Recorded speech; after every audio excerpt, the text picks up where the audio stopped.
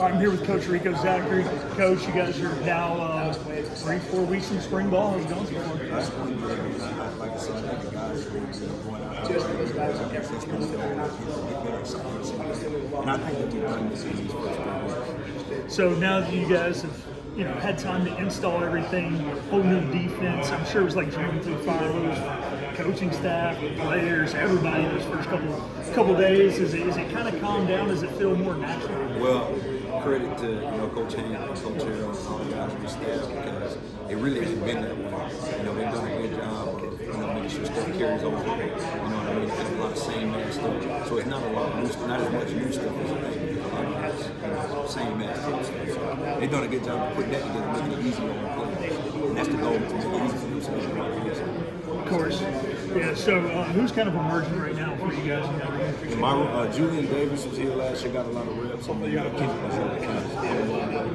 Julian's coming on the way, but this is their second year with some of the terminology and everything, and you can see that they can go in and run a position without me because they know exactly how to adjust, where to go, when to go, and then you can see it on the field as well by how fast they're playing. So, like I said, man, the goal is to make it simple for them so they can go out and execute because they are good players if they can go and do that.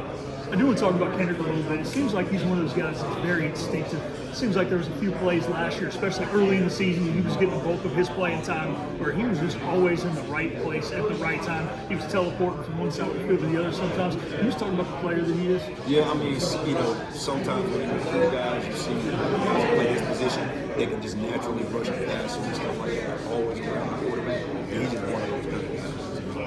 He does make a mistake. Kendrick just had to get to where he knew everything, how to do it. Like, this is his second year. He looks a whole lot better than everything that he's doing just because he's second year. He's confident. So we got high expectations for him. So you guys have to balance out. So you guys have one of the most fun positions. You get to rush the passer, but you're so involved in the run game.